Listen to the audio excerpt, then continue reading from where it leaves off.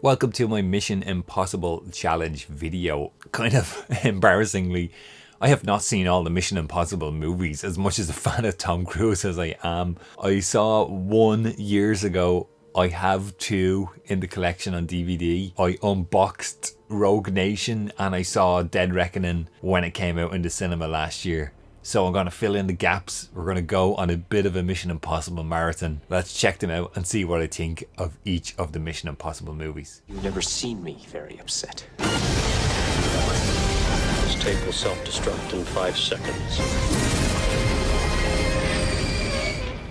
We just finished up the first Mission Impossible. I haven't seen this in years. I've never even owned it in the collection, so it was really good to revisit this. This is an assumption going into the other Mission Impossibles, that there's more of a, directed by Brian De Palma, there's more of a betrayal, kind of thriller feel to the first Mission Impossible than maybe is the case with the rest of them. The rest of this video will tell. I really liked it. The score is like big and yeah, really big is how I can describe that one. Loved it. The opening was great. Tom Cruise loves pulling a mask off, and this one, brilliant stuff. The whole finale of this movie, spoiler guys, the whole finale of this movie with the train and the helicopter looks very rear projection-y, so I'm not too sure what sort of stunts are, like, you know, actual practical kind of reality based stuff. I don't know. I really like Mission Impossible 1. Let's jump on to MI2. You gotta be kidding.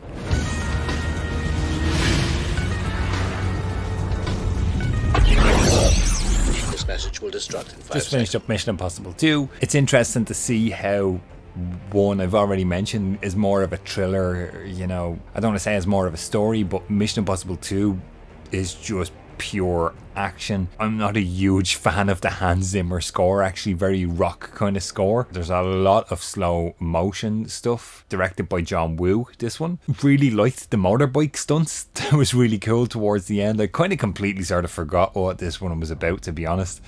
I really loved the finale of the movie, the gun, the flick in the sand, and Tom Cruise kind of flicks the gun up, kicks, and like kind of pivots and shoots. I thought that was really cool. I really liked that. Bike stunts, great. Movie has a whole kind of orange-red tint to it for some reason. I'm not too sure. But now we've wrapped up 2. Let's move on to 3.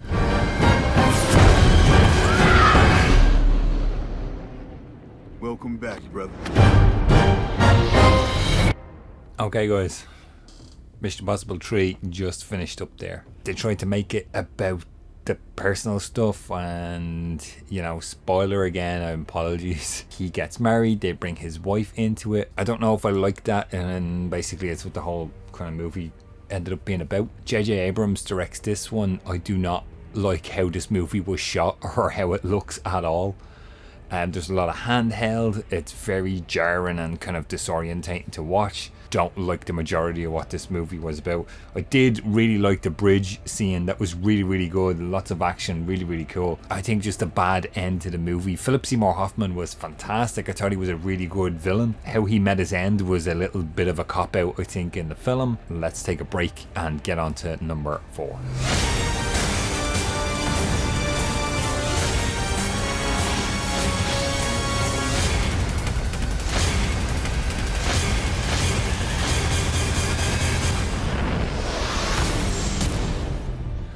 Okay guys, Mission Impossible Ghost Protocol, 4th one, just wrapped it up there.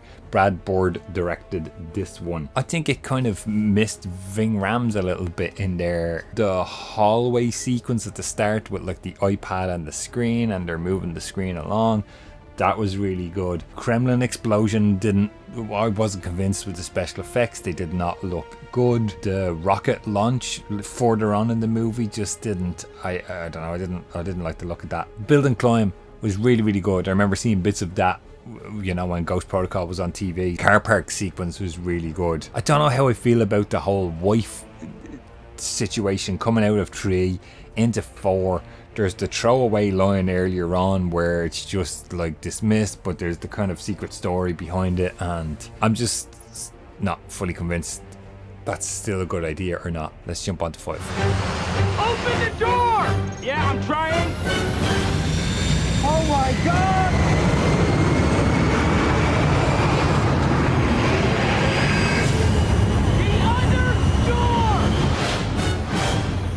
Okay, so just wrapped up MI5 Rogue Nation. Once again, first time watch. The opening is brilliant. I love it with Tom Cruise hanging off the plane.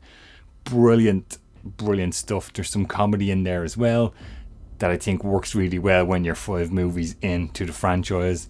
And the stuff where Tom's kind of like, just give me 1 second, and gets back up and starts to fight again. That was really, really cool. The underwater sequence leading into the car and the bike chase was great. Great middle kind of set piece in the movie. This was a really fun one. I was quite surprised by this one. Yeah, really enjoyed Rogue Nation. On to the next one.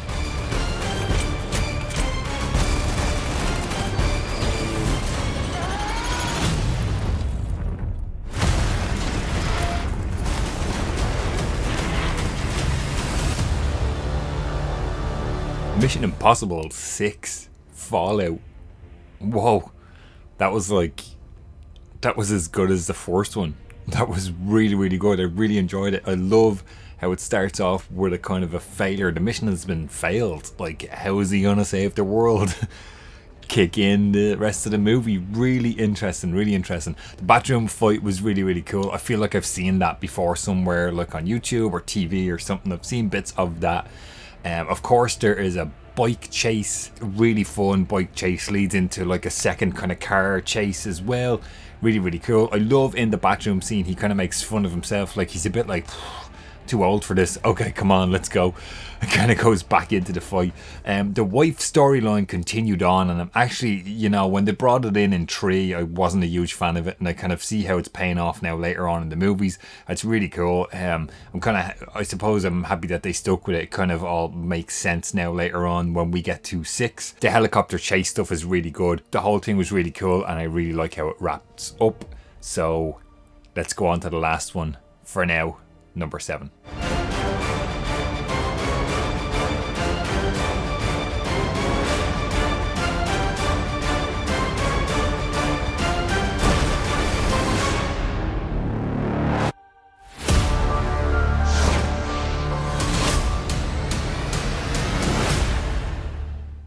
Okay, so credits are just rolling now on Mission Impossible 7 Dead Reckoning. Kittredge returns. I thought that was really cool. I liked the start. The airport sequence was really, really good. I did like that car chase. Awesome car chases as always. I love it. I love the Fiat. Was really funny. I remember I did see Mission Impossible Dead Reckoning in the cinema, and the whole like cinema erupted in laughter when he, you know, Tom Cruise is like, we have the car, and then he goes to the sports car, but the little kind of Fiat is the one that comes out. One-handed driving, great stuff.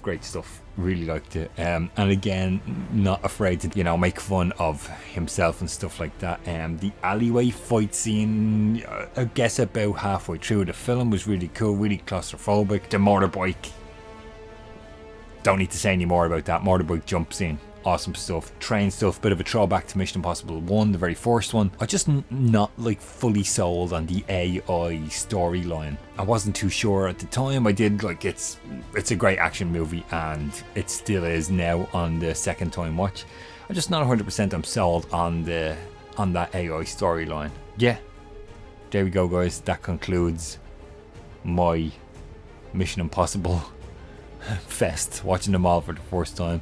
I would love for you guys to jump in the comments down below. Let me know what is your favorite. What's your ranking of the Mission Impossible movies? I still love the first one. Is number 1 for me. Absolutely brilliant. I think Fallout would actually be number 2. Fallout was really, really good. Rogue Nation, Dead Reckoning 3 was really good. Philip Seymour Hoffman was great in there. Ghost Protocol 2 wraps up the video, guys. Please jump in the comments down below. Let me know your Mission Impossible ranking. As always, stay safe, and I'll talk to you guys on the next video.